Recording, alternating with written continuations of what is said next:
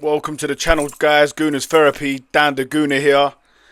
And, I was going to have a glass of water, but it's going to be a nice, lovely, ice-chilled beer because just had some good news. We've got the tweet from David Ornstein. Fabio as well, both of them posting the exact same thing. So it looks like the deal is practically done. Victor Gyokeres will become an Arsenal player. Now, again, I think this is such big news for Arsenal. It's just massive news. I mean, I'm trying to think the last time I was this excited by a player.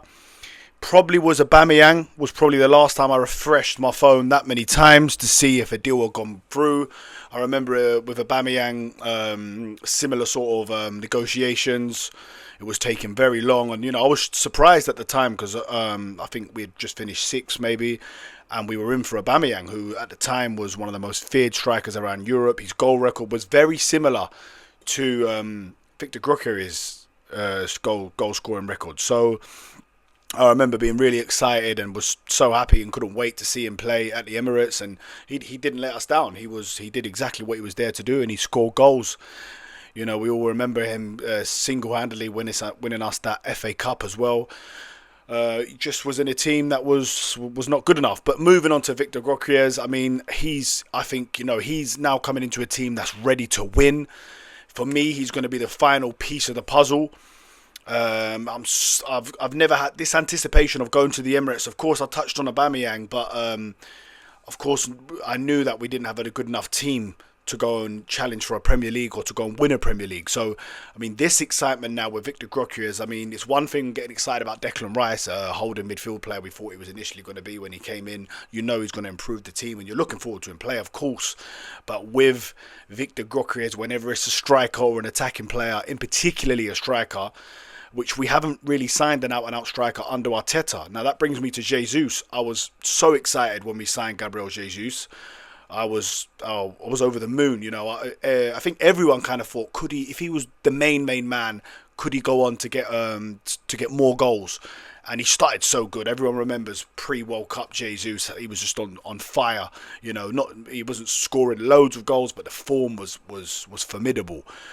And I remember being really excited to see how he was going to do at the Emirates. And this same sort of excitement, but I feel like it's an extra bit of a buzz about it now because, again, we were trying to get top four then. So I felt like he could elevate us to get to the top four, which he did. And, we all know about Jesus. He's just not an out-and-out number 9. Victor Gyokeres is a number 9. He does what it says on the tin. Of course, can he bring that form from Premier League, the Portuguese league, to the Premier League? That's another question. I believe he can and believe he will. He's got 6 goals in 8 Champions League games. Of course, we remember the hat-trick against Manchester City. So I don't think there's no reason why he shouldn't score. He's done it in the Championship as well. He started off really slow in the Championship, so his goal record, the ratio, I think it's like 1 in 4, 40 and 120 or something like that. But he started getting better as he started playing more games, and in the end for Coventry, his record was pretty good. I think it was like close to 1 in 2. So he's played in England before. It's not something he's not done before. And when it comes to physicality, just look at the guy. Just look at him. He is just a monster. He's ripped up to shreds. He's strong. I did another video touching on him, saying comparing him to Ian Wright, and I was comparing him more that they were late bloomers, more in the sense that they were both going to be coming to Arsenal at a later age. Generally, Arsenal have signed younger players, but I mean, Ian Wright was 28 and Victor Gyokeres is 27. So they both came to Arsenal in their primes. They both made their name in the Championship. Their playing style, of course, is different, of course, but they're both great finishers. So they're both tenacious. They both have a real appetite and a love for the game, and that's what I really like about Victor Gyokeres. How many goals is he going to score, guys, in the Premier League? How many goals is Victor Gyokeres going to score? I think, honestly, I think he gets over 20. I think he could even get 25. I wouldn't be surprised if he went and got 30 goals, guys. I really wouldn't. I just think it's all there for him. Saka, oh, imagine Martin Odegaard. I think this is going to elevate Martin Odegaard's game. It's going to elevate Saka's game, Martinelli's game. If we bring in an Eze, it's gonna elevate everyone. It's going to lift the whole club. Because last season, when we were just 2 points off, I'm talking about in the transfer window of the beginning of last season, we had just lost out to Man City by 2 points. We come closer than we've ever been, 89 points. It's the most points we've ever gained, apart from the Invincible season when we got 90. We'd scored the most goals we'd ever scored. We'd the least goals conceded. And we had won the most games. People still want Arteta out, right? It's crazy, I know. But yeah, so like we were really on the cusp for it, and then just to go and only sign Calafiori, like a left back or centre back, whatever he is. He looks like a good player for the future, but to only sign him, Mikel Merino, and then Raheem Sterling on loan, and I know David Raya was made official, but it was really, really underwhelming, and it just didn't give everyone the buzz. Like the fans, you need the fans on side. We make what Arteta's always talking about it, connecting with the fans, having connectivity, So when I remember when Declan Rice signed the year before, it was a real buzz. Even Kai Havertz, even though everyone was 50-50, is it a good signing? Is it going to be a good signing or not? 65 million, obviously, then hence the song 65 million down the drain, but people were still excited to see if he could do it. So I think, this is just going to bring so much excitement. I mean, everyone's going to want to go and see Victor Gyokeres play at the Emirates. Everyone's going to see, can he do it? Is he going to carry on this phenomenal goal record that he's got? Because if he does, guys, we will win the Premier League. If he goes and scores 25 plus goals, even 20 plus, I would say we're going to win the Premier League. I really do feel that we can do that. It's starting to look really better. I mean, well, not even in pre-season, guys. This is what I wanted the transfers wrapped up before pre-season. But I mean, look, there's some good signings. There's some steady signings. Of course, Kepa, I think, is a bargain for 5 million. The guy once cost 70 million pounds, and he's essentially a number one that we're getting for a number two. With Bournemouth, he was fantastic for them last season, and we've signed him for just 5 million. And I think he's going to believe that he can be a number one. I think David Raya's got number one nailed on, but I think Kepa will have belief in himself that he could challenge him for that number one, which is only right, and it's what you want in your club. Of course, Christian Nørgaard has come in. We've lost Partey and we've lost Jorginho, whose both legs were both going. Let's be fair, Thomas Partey did have a brilliant season last year, but we all know the other situations there that I'm not going to go into, and he's 32 anyway. So I mean, Nørgaard's 31. He's a Premier League captain. He has experience. He's very good on set pieces. We're great at set pieces going forward, but last year we had loads of fragilities at the back. So I think he's a good sign-in.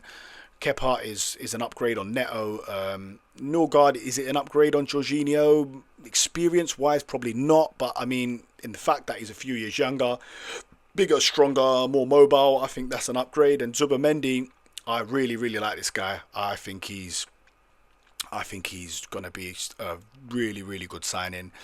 Arsenal have been craving that player that can just turn on the turn and feed it forward. He does that so well. He's just there's nothing not to like about him. I'm really excited to see him play. And then of course there's Victor Gyokeres, who looks like, it's not officially done, but it looks like it's done now. Hence why I'm making the video. Hopefully nothing crazy happens, but yeah, it looks like it's done now. And yeah, he's going to be excited. I mean, I asked how many goals do we think he's going to score. If you drop in the comments how many goals you think he will score. And by the way, guys, I always forget to do this. I should do it at the start of the video, but if you could like and subscribe, would really appreciate it. We are a new channel. We're trying to get to 100 subscribers, so if you could do that, it would be really appreciated.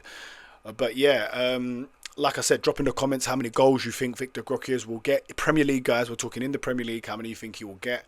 And another thing I wanted to touch on is the penalties. Who takes the penalties now? Is it Bukayo Saka? We've seen him give Odegaard a few, right? Sometimes, which I don't agree with. I think there should be one penalty taker and one only. Listen, Saka's our boy. He's our best player by far. He will remain our best player. And he's our talisman. He's everything. He is Arsenal. He's essentially the new Mr. Arsenal, right?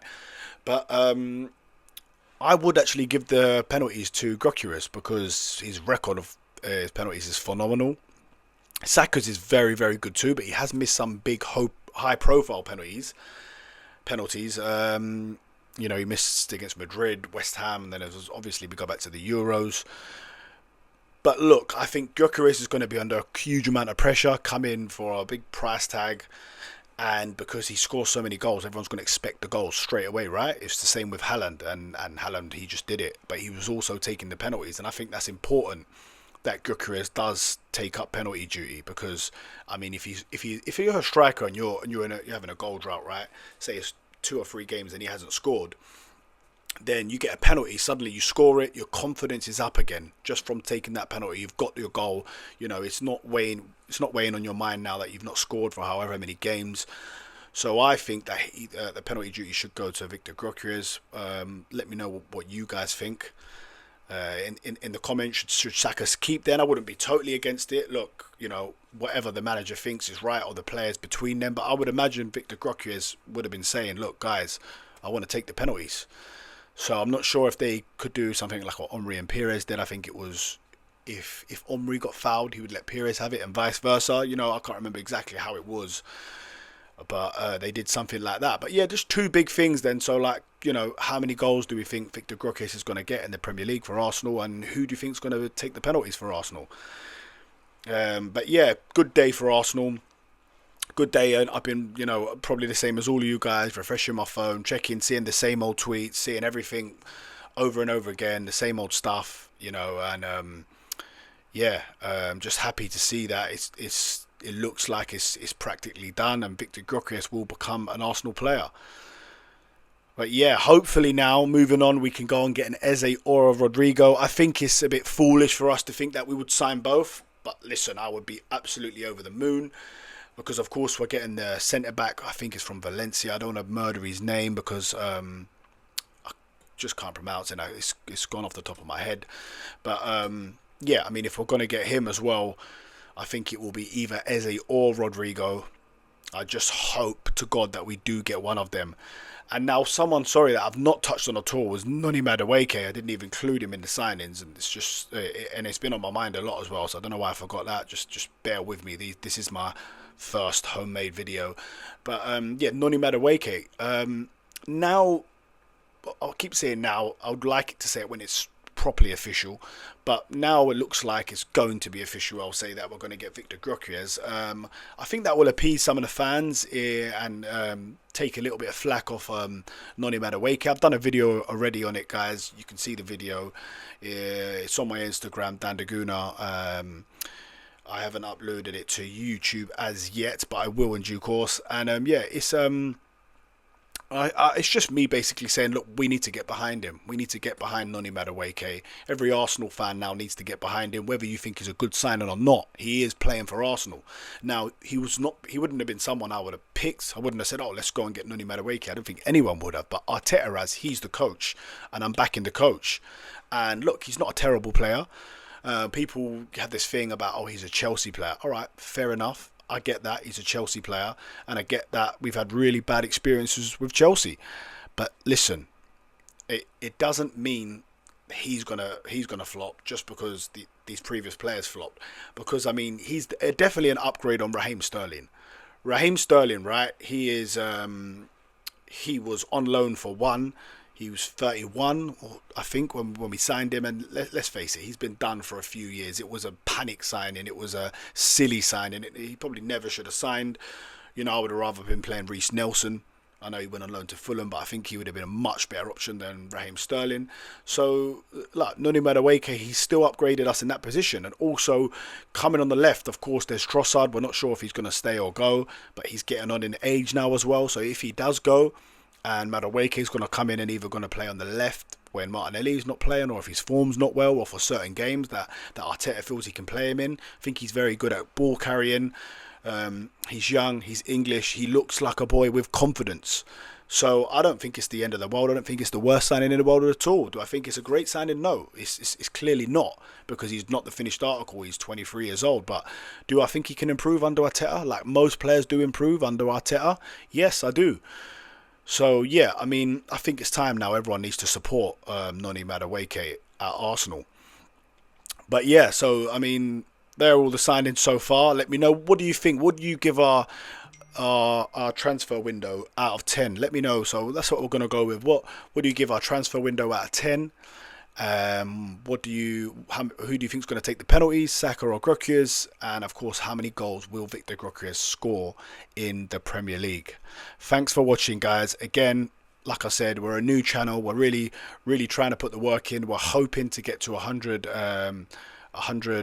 subscribers before the season starts. So if you're still watching now, this has been going on 15 minutes. Thanks a lot for listening to me waffling, talking about Arsenal, and just like and subscribe if you can. We would really appreciate it.